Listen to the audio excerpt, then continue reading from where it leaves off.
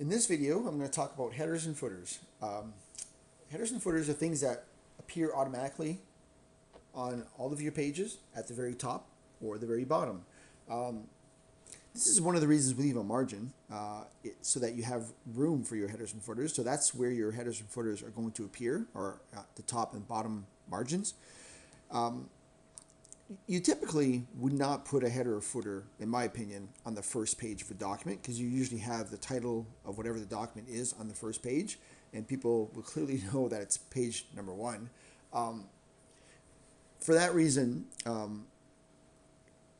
you'll usually start on page two, right? So two ways to get into header footer. One is to go to insert and then go to header. My favorite way, though, is to simply double click in the margin. And that brings up your header and footer toolbar. A lot of new things in here that you can add to your headers and footers. One of the first things that you need to understand is you automatically get two sections when you do this. You get a section for the first page. So you have a first page header and a first page footer, and then regular header, regular footer. So you typically wouldn't put anything in the first page header and the first page footer. I would just leave those alone. Whatever you put in here, okay, on page 2 will automatically appear on page 3, 4, 5, 6, unless of course you ask for a new section. When you ask for a new section, you then have the opportunity to unlink to the previous section and create a new header footer for that section. The main reason you would want to do that is for chapters, right? So if you're doing a book or a novel and you're ready for chapter 2, you don't want the chapter header to say chapter 1 anymore. So a new section will allow you a new set of headers and footers. In the meantime, make sure different first page is on so that when you do put a header in, it's not going to show up on your first page. Now, as far as what you want to put in your header, that's totally up to you. If you're trying to number your pages, do not type the number 2 here, because 2 is going to show up on pages 3, 4, 5, 6. Use the automated numbering features here. So if you want the number to show up, choose one of these. This one here will tell you which page of which page you're on. So you can click that, and now it's telling you that you're on page 2 of 3. Okay? I'm going to undo here.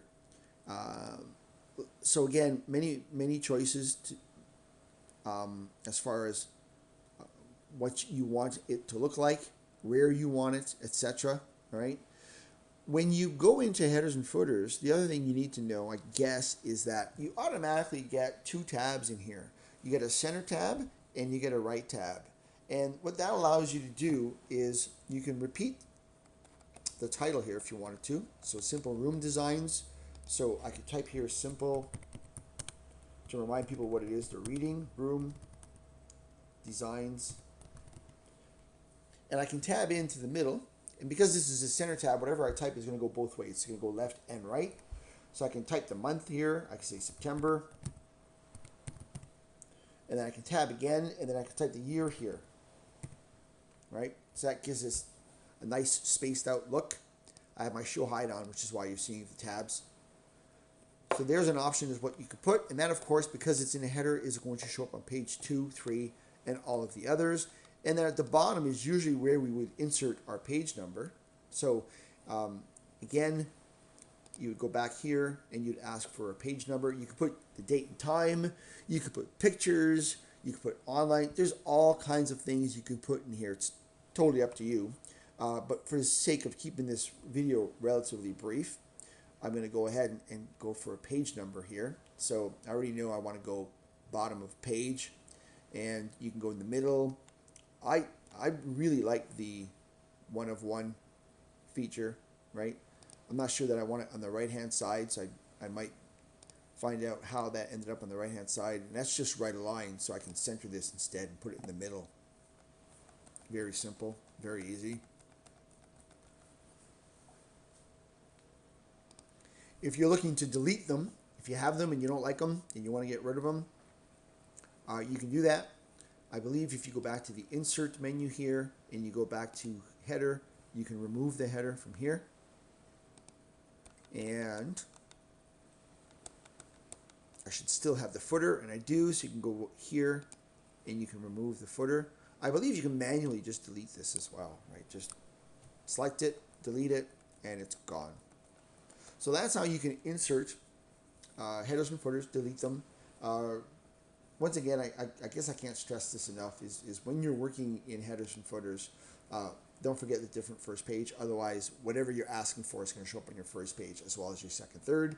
You can set it up so that you get different headers and footers on odd and even pages. Again, if you're typing a book, you may choose to have a header only on the right-hand pages or footer only on the right-hand pages. So you have that option as well. When you have a new section, don't forget you might want to break the link to the previous. That way you can create a new set of headers or footers for your next section.